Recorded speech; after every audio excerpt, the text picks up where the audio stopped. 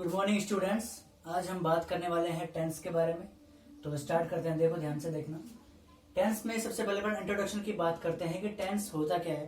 देखो basically tense के बारे में अगर मैं बात करूं, जो टेंस है वो हमें वर्ब का यूज करना सिखाता है कि वर्ब किस तरीके से कहाँ पे कौन सी यूज की जाएगी। वर्ब का यूज करना ही टेंस कहलाता है। ठीक है, अब हम बात करते हैं टेंस के टाइप्स की। तो टेंस के टाइप होते हैं दो। पहला होता है पास्ट टेंस और सेकंड वन होता है प्रेजेंट टेंस। ठीक है, अब प्रेजेंट क्या है, पास्ट क्या है, इससे पहले आप एक सवाल में से पूछोगे कि सर फ्यूचर टेंस में तो होता है, आपने ये तो बताया नहीं कि फ्यूचर टेंस भी इसमें अंदर इंक्लूड किया जाता है नहीं किया जाता। देखो ध्यान से देखना, जो फ्यूचर टेंस जो होता है, फ्यूचर टेंस को इस वाले टेंस की कैटेगरी में हम इंक्लूड नहीं करते हैं क्योंकि फ्यूचर टेंस हमें मॉडल्स वाले पार्ट में पढ़ना है। ठीक है, इसीलिए अब हम बात कर लेते हैं कि क्या बताया मैंने। वापस से रिवीजन देखो, वर्ब का यूज करना ही टेंस कहलाता है। ठीक है, टेंस अपन दो टाइप के होते हैं, एक होता है पास्ट टेंस, एक होता है प्रेजेंट टेंस। अब जो प्रेजेंट टेंस है वो होता है कि जो हम अभी फिलहाल करंटली जो चीज हम क्या कर रहे हैं, एक्सपीरियंस कर रहे हैं, वो क्या कहलाता है, प्रेजेंट टेंस कहलाता है। जो चीजें हमने एक्सपीरियंस कर ली है, ठीक है, जो चीजें हमने एक्सपीरियंस कर ली है वो सारी की सारी क्या कहलाती है, पास्ट टेंस में। ठीक है, अब देखते हैं अपन वर्ब के बारे में। हम बात कर रहे हैं कि वर्ब का जब यूज करना ही टेंस कहलाता है, तो वर्ब अपने पास में कौन कौन सी होती है जिनको हमें यूज करना सीखना है। देखो वर्ब की फर्स्ट फॉर्म होती है, एक होती है वर्ब की सेकंड फॉर्म, फिर हमें यूज करना सीखना है वर्ब की थर्ड फॉर्म, उसके बाद हमें सीखना है वर्ब की चौथी फॉर्म यानी कि वर्ब की आईएनजी फॉर्म।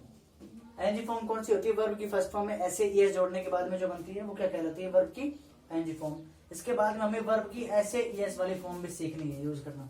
ठीक है, अब ध्यान से देखना कि टेंस का मैंने इंट्रोडक्शन आपको बता दिया। अब हमें पढ़ना है कि प्रेजेंट टेंस में कौन कौन से रूल्स अप्लाई होते हैं। करेक्ट फॉर्म ऑफ वर्ब की बात कर रहे हैं, 10th क्लास आरबीएसई बोर्ड की। इसके बाद में देखिए टेंस में, प्रेजेंट टेंस में कौन कौन से रूल पढ़ेंगे, पास्ट टेंस में कौन कौन से पढ़ेंगे, और फ्यूचर को भी इंक्लूड करेंगे, एज ए मॉडल पढ़ेंगे हम उनको। ठीक है, तो ध्यान से देखना, मैं आपको वर्ब का यूज करना सिखाऊं उससे पहले मेरी कुछ चीजें आपको नोट करनी है। क्या, फर्स्ट वन ये है कि हम वर्ब का यूज करना सीख रहे हैं, तो जो मेन वर्ब होती है, मेन वर्ब की फर्स्ट फॉर्म हमेशा, मेन वर्ब की फर्स्ट फॉर्म हमेशा क्या होती है, प्लूरल होती है। ठीक है, और सेकंड वन, मेन वर्ब की फर्स्ट फॉर्म प्लस में एस या ईएस, यानी कि फर्स्ट फॉर्म को हम बेस फॉर्म भी कह सकते हैं। मेन वर्ब की बेस फॉर्म में ऐसे ईएस जोड़ेंगे तो वो क्या बन जाती है, सिंगुलर बन जाती है। अब इस चीज को आप नोट करके देख रहे हो क्या कि मेन वर्ब की फर्स्ट फॉर्म प्लूरल है, मेन वर्ब की फर्स्ट फॉर्म प्लस ऐसे ईएस, यानी कि मेन वर्ब की बेस फॉर्म में हमने ऐसे ईएस लगाया तो वो क्या बनी, सिंगुलर बनी। ठीक है, अब टेंस का रूल क्या कहता है अपने को कि अगर हमारे पास में सब्जेक्ट सिंगुलर है, सब्जेक्ट कैसा है अपने पास में, सिंगुलर है, तो इसके साथ में यूज होने वाली वर्ब भी क्या होगी, सिंगुलर होगी। ठीक है, और क्या कह रहा है, अगर हमारे पास में प्लूरल सब्जेक्ट है तो उसके साथ में जो वर्ब यूज होगी वो भी क्या होगी, प्लूरल होगी। फॉर एग्जाम्पल ध्यान से देखना, मैं यहाँ पे दो वर्ड लिख रहा हूं। पहले एक वर्ड मैंने यहाँ पे लिखा क्लास, दूसरा मैंने यहाँ पे लिखा गो। ठीक है, ये अपने पास में नाउन है क्लास, ये अपने पास में वर्ब है। दोनों चीजों को ध्यान से देखना। अभी मैंने एक रूल आपको बताना है, क्या कि जब हमारे पास में दो चीजें होती हैं, एक होता है अपने पास में नाउन, एक होता है अपने पास में वर्ब। ध्यान से देखना, जब नाउन में हम ऐसे एस लगाते हैं तो वो बन जाता है प्लूरल, कब, एस या ईएस जोड़ने पर। लेकिन वर्ब में अगर हम ऐसे ईएस जोड़ रहे हैं तो वो क्या बन जाएगा, सिंगुलर बन जाएगा। देखना ध्यान से, इधर ये नाउन था अपने पास में, क्लास में मैंने लगाया एस या ईएस, यानी कि ये बना मेरे पास में क्लासेज, तो ये बन गया प्लूरल। क्लास मतलब एक कक्षा, क्लासेज मतलब बहुत सारी कक्षाएं। ठीक है, गो की फर्स्ट फॉर्म में यानी कि बेस फॉर्म में हमने ऐसे ईएस लगाया तो ये क्या बन गया, गोज। गोज को आपने देखा कि ये सिंगुलर बनेगा। ध्यान से देखना, इधर मैंने क्या बताया था कि सब्जेक्ट अगर सिंगुलर है तो वर्ब भी सिंगुलर आएगी, और इसको मैंने सिंगुलर बनाया, वर्ब में मैंने ऐसे ये जोड़ करके इसे सिंगुलर बनाया, तभी ये जाकर के सिंगुलर सब्जेक्ट के साथ में यूज होती है। इसको ध्यान से उतार लेना। ठीक है, मैं इसको रब कर रहा हूं।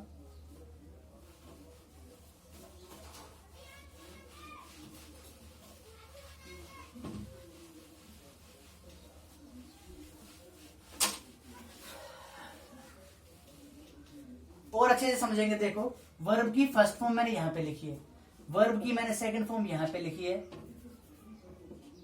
वर्ब की थर्ड फॉर्म मैंने यहाँ लिखी है, वर्ब की आईएनजी फॉर्म यानी कि मैंने यहाँ पे लिखी हुई है, और वर्ब की फर्स्ट फॉर्म प्लस में एस या एस। इस फर्स्ट फॉर्म को हम बेस फॉर्म भी कह सकते हैं। ठीक है, अब देखना मैंने कुछ वर्ब यहाँ पे ली है आपके सामने। टेक लिया है मैंने, हैव लिया है मैंने। ठीक है, फर्स्ट फॉर्म इसको ध्यान से देखना। टेक की सेकंड फॉर्म टुक होती है, थर्ड फॉर्म टेकन होती है, और आईएनजी फॉर्म टेकिंग हो जाती है। ठीक है, हैव की सेकंड फॉर्म क्या होती है, हैड, थर्ड फॉर्म भी क्या होती है, हैड, और चौथी फॉर्म इसकी हैविंग जो है, इसे हम आईएनजी फॉर्म में यूज नहीं कर सकते हैं, क्योंकि कुछ वर्ब्स ऐसी होती है जिनकी हम आईएनजी फॉर्म नहीं बना सकते हैं, जिसमें से हैव भी एक होती है। अब ध्यान से देखना, टेक की बेस फॉर्म में ऐसे एस जोड़ करके हम इसे क्या बनाते हैं, टेक्स। हैव की बेस फॉर्म में ऐसे इस लगा के इसे क्या बनाते हैं, हैज। ठीक है, अब ध्यान से आप ये देखेंगे कि ऐसे ये जोड़ने के बाद में ये जो सारी वर्ब हैं ये क्या बन गई, सिंगुलर। ठीक है, और ये जो फर्स्ट फॉर्म है ये कैसी बन गई, अपनी बेस फॉर्म भी है और ये प्लूरल भी है। तो ये सारे प्लूरल सब्जेक्ट के साथ में काम आने वाली चीजें हैं। ठीक है, एक चीज और ध्यान से देखना कि मैंने क्या बताया, एक वर्ब और यूज कर लेता हूं। चलो ठीक है, मैं डू है, डू की फर्स्ट फॉर्म डू हो गई, तो ये तो प्लूरल है, प्लूरल सब्जेक्ट के साथ में काम आएगी। इसकी ऐसी इस फॉर्म क्या बनेगी, डज, जो कि आपको पता है ही के साथ में काम आती है अपने को। ठीक है, अब डू जो है आई के साथ में काम आती है, वी के साथ में काम आती है, यू के साथ में काम आती है। तो ये सारे सब्जेक्ट कैसे हैं, प्लूरल है। ये कैसा है, सिंगुलर है। तो सिंगुलर के साथ में सिंगुलर वर्ब और प्लूरल सब्जेक्ट के साथ में प्लूरल वर्ब आती है। अब ध्यान से देखना, डू की थर्ड फॉर्म और सेकंड फॉर्म सेम रहती है। डिड, सॉरी, डू की फर्स्ट फॉर्म होगी डू, सेकंड फॉर्म होगी डिड, थर्ड फॉर्म होगी डन, और आईएनजी फॉर्म इसकी क्या हो जाएगी, डूइंग। ठीक है, इज माय पॉइंट क्लियर। ठीक है, मिटाता हूं इसको, ध्यान से देखना होगा। अब हम टेंस को अच्छे से पढ़ना स्टार्ट करते हैं, देखना ध्यान से। मैं प्रेजेंट के टेंस को स्टार्ट करूं उससे पहले मैंने कुछ चीजें आपको बताई है। क्या बताया, वापस से रिवाइज करो। देखो, वर्ब में हम एस या एस लगाते हैं तो सिंगुलर बनती है। ठीक है, और वर्ब की फर्स्ट फॉर्म होती है प्लूरल, और singular subject singular verb, plural subject plural verb. इस चीज को आप नोट करके रखना ध्यान से। आगे देखिए, अब टेंस हम स्टार्ट करते हैं। अब हम क्या बोल रहे थे इससे पहले देखना, आरबीएससी 10th क्लास का अपन चैप्टर पढ़ रहे हैं, जिसमें हमें वर्ब को यूज करना सीखना है। वर्ब की फर्स्ट फॉर्म कहाँ पे यूज होगी, सेकंड फॉर्म कहाँ पे होगी, थर्ड फॉर्म कहाँ पे होगी, वर्ब की एनजी फॉर्म कहाँ पे यूज होगी। ठीक है, अब मैं स्टार्ट करता हूँ कुछ रूल्स के साथ में, जो कि प्रेजेंट का है। प्रेजेंट को ध्यान से देखेंगे आप। प्रेजेंट टेंस के 4 पार्ट अपन पढ़ते हैं। पहला होता है इंडेफिनाइट टेंस, दूसरा होता है कॉन्टिन्यूअस टेंस, तीसरा होता है परफेक्ट टेंस, चौथा होता है परफेक्ट कॉन्टिन्यूअस। इंडेफिनाइट टेंस में क्या होता है, सारे रूटीन और हैबिट की बात की जाती है। कॉन्टिन्यूअस टेंस में क्या होता है, जो हमारे टेम्पररी एक्शंस होते हैं उनके बारे में बात की जाती है। परफेक्ट में अपना जो काम है वो एंड हो चुका होता है, यानी कि फिनिश हो चुका होता है। और इसमें हम क्या करते हैं, सिंस 4 प्लस वर्ब की आईएनजी फॉर्म का यूज करना सीखते हैं। ठीक है, यानी कि इसमें कोई टाइम दे करके रखा होता है, उस टाइम के साथ में एक्शन जो अपना है वो कंटिन्यू रहता है। यानी कि टाइम दे करके रखेगा, कोई 2 बजे से पढ़ रहा है, 6 बजे से पढ़ रहा है, 6 साल से पढ़ रहा है, 2010 से पढ़ रहा है, 2020 से पढ़ रहा है, ऐसे कुछ टाइम की कंडीशंस देकर रखेंगी, जो कि हमारा क्या कहलाएगा, परफेक्ट कॉन्टिन्यूअस टेंस कहलाएगा। ठीक है, आगे देखते हैं अब अपन प्रेजेंट इंडेफिनाइट देखेंगे। प्रेजेंट का जो अपना इंडेफिनाइट टेंस है उसे देखेंगे अपन। प्रेजेंट इंडेफिनाइट टेंस क्या कह रहा है कि हमारे पास में 2 चीजें हैं। देखो, पहला है अफर्मेटिव सेंटेंस और दूसरे हो गए 5 सेंटेंस। 5 सेंटेंसेस कौन से हैं इसका अपन पहले देखेंगे ध्यान से, इसको छोड़ देते हैं, अभी इधर चलते हैं। देखिए, सेंटेंस हमारे पास में आ गया कि अब सेंटेंस को बनाना सीख रहे हैं हम। टेंस में जो वर्ब है, वर्ब किसमें यूज होगी, सेंटेंस में। इधर मेरे पास में एक लाइन लिखी हुई है मैंने, देखो क्या, कि जो सेंटेंस का स्ट्रक्चर होता है वो 2 प्रकार से आता है अपने पास में। या तो सब्जेक्ट आए सबसे पहले, उसके बाद में वर्ब आए, उसके बाद में ऑब्जेक्ट आए। ठीक है, सब्जेक्ट आया, वर्ब आया, ऑब्जेक्ट आया। दूसरा है अपने पास में सब्जेक्ट आया, हेल्पिंग वर्ब आया, मेन वर्ब आया, ऑब्जेक्ट आया, और इसके बाद में अगर कुछ बचता है तो वो भी आ जाता है।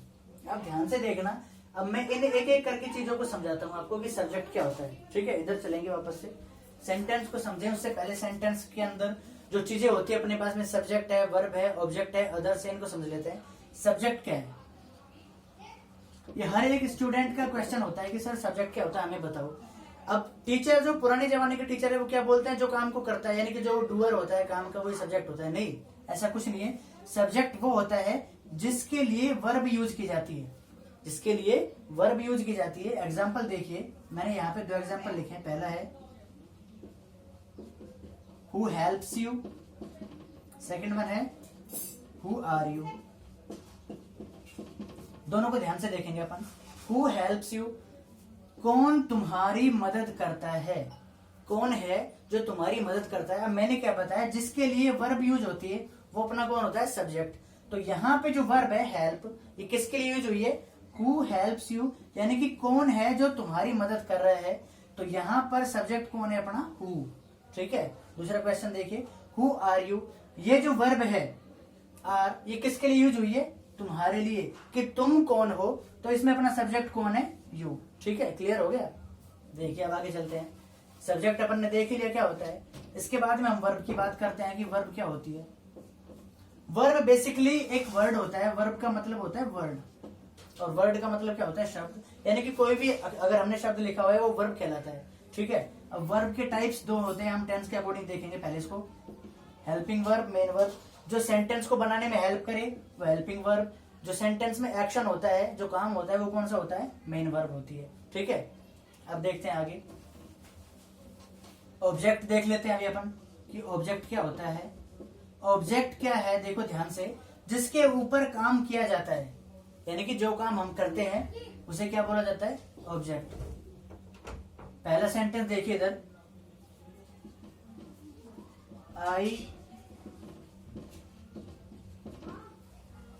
I gave him 20 rupees.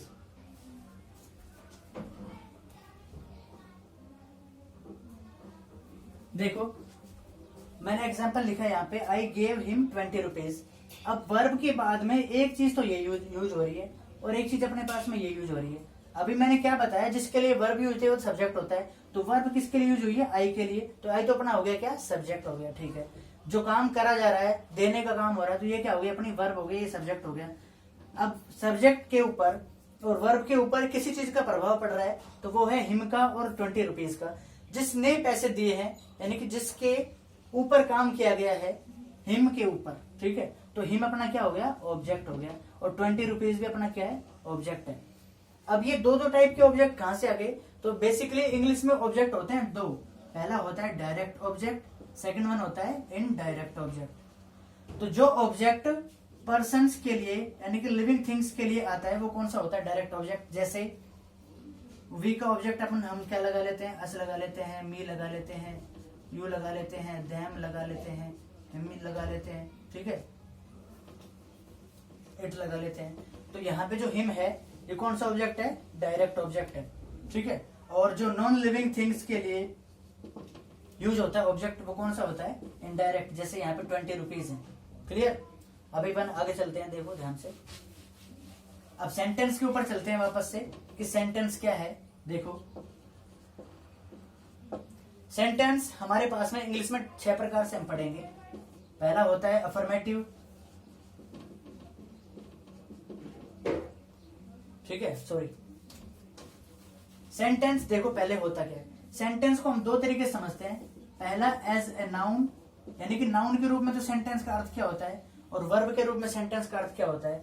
तो सेंटेंस का नाउन के रूप में तो मतलब होता है वाक्य, और सेंटेंस का वर्ब के रूप में क्या होता है, अर्थ सजा देना। तो हम सजा देने वाला तो पढ़ेंगे नहीं, हम क्या पढ़ेंगे, नाउन। सेंटेंस को एज ए नाउन पढ़ेंगे, और एज ए नाउन सेंटेंस के 6 टाइप होते हैं, जिनमें से पहला है अफर्मेटिव सेंटेंस। अफर्मेटिव के कुछ नेम्स होते हैं, जैसे कि पॉजिटिव हो गया, असर्टिव हो गया, सिंपल हो गया। ठीक है, तीसरा हो गया इंटरोगेटिव, चौथा हो गया इंटरोगेटिव नेगेटिव, पांचवा हो गया डब्ल्यू एच इंटरोगेटिव, छठा हो गया डब्ल्यू एच इंटरोगेटिव नेगेटिव। ठीक है, अब देखेंगे प्रेजेंट इंडेफिनाइट टेंस को हम कैसे क्या यूज करते हैं। देखो स्कूल की बात कर रहे हैं अपन अभी सारे कि जो अफर्मेटिव सेंटेंस है इसमें वर्ब की फर्स्ट फॉर्म और वर्ब की फर्स्ट फॉर्म प्लस में ऐसे एस यूज करते हैं। और बाकी के जो अपने 5 सेंटेंस बन गए कौन कौन से, नेगेटिव का interrogative, interrogative negative, WH interrogative और डब्ल्यूएच इंटरोगेटिव नेगेटिव, इनके साथ में वर्ब की फर्स्ट फॉर्म यूज होती है और डू डज हेल्पिंग वर्ब होती है। ठीक है, अब अफर्मेटिव सेंटेंस की मैं बात करूं, अफर्मेटिव सेंटेंस में जो वर्ब की फर्स्ट फॉर्म है ये हमेशा आएगी प्लूरल सब्जेक्ट के साथ में। वर्ब की फर्स्ट फॉर्म प्लस में ऐसे एस किसके साथ आएगी, सिंगुलर सब्जेक्ट के साथ में। ठीक है, अब 5 जो सेंटेंस बच गए, negative, interrogative, interrogative negative, WH interrogative, WH interrogative negative, उनमें डू डज हेल्पिंग वर्ब, अगर सब्जेक्ट प्लूरल है तो डू हेल्पिंग वर्ब और वर्ब की फर्स्ट फॉर्म, अगर सब्जेक्ट सिंगुलर है तो ये आ जाएगा डज अपने पास में। ठीक है, क्लियर हो गया। अब सेंटेंस की पहचान कैसे करेंगे कि प्रेजेंट इंडेफिनाइट का है। अब देखो ध्यान से, अगर किसी सेंटेंस में आपको ये टाइम एडवर्ब्स मिल जाती है, कौन कौन सी टाइम एडवर्ब, देखो एवरी के साथ में कोई भी टाइम का वर्ड, जैसे एवरी के साथ में डे आ गया, नाइट आ गया, every morning, every evening, every week, every month, every year, every century, ऐसा कुछ आ जाता है, तो वो सारे सेंटेंसेस प्रेजेंट इंडेफिनाइट के होते हैं। ठीक है, एवरी के साथ में टाइम आ गया। इसके अलावा मान लो सेंटेंस में डेली आ गया, ऑलवेज आ गया, नेवर आ गया, ऑफन आ गया, सेल्डम आ गया, ओकेजनली आ गया, जनरली आ गया, रेगुलरली आ गया, फ्रीक्वेंटली आ गया। तो ये सारे जो वर्ड हैं ये क्या बताते हैं कि सेंटेंस प्रेजेंट इंडेफिनाइट टेंस का है।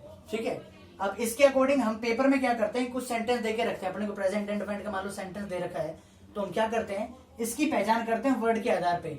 टेंस की पहचान बताने वाले शब्द कौन से होते हैं, ये। इनमें से अगर कोई सा भी अपने को वर्ड दिखता है तो हम, अगर अफर्मेटिव सेंटेंस है तो हेल्पिंग वर्ब का यूज नहीं करेंगे वर्ब के, हेल्पिंग वर्ब का यूज अफर्मेटिव सेंटेंस में। बाकी के जो 5 बच गए इनमें हेल्पिंग वर्ब, डू डज का यूज करते हैं और मेन वर्ब की फर्स्ट फॉर्म यानी कि बेस फॉर्म का यूज कर लेते हैं अपन। ठीक है, अब देखो एक एग्जांपल, मान लो पेपर में अपने पास में ऐसा आएगा,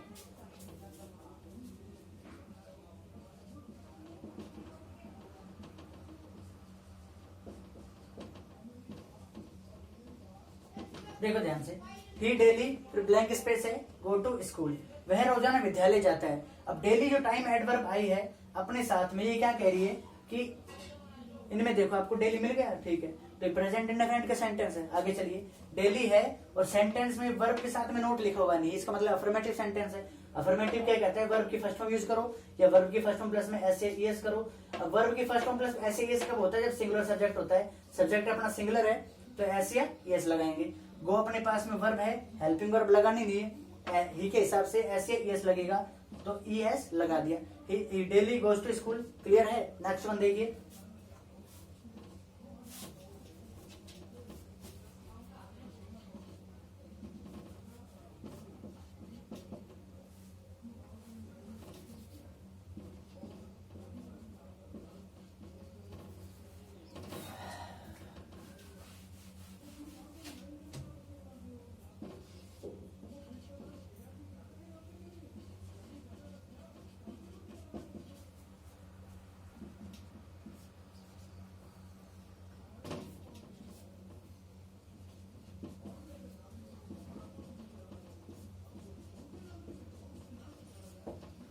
we generally blank space not play hockey, हम सामान्यतः हॉकी नहीं खेलते हैं, तो नोट आ गया।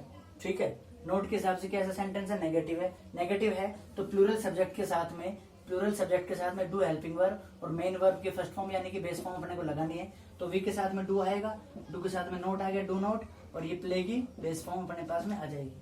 ठीक है, क्लियर। यहाँ तो कोई प्रॉब्लम हो तो बता देना, कमेंट कर देना मेरे को। अगर वीडियो अच्छी लगे तो इसे लाइक कर देना, चैनल को सब्सक्राइब कर देना। Thank you.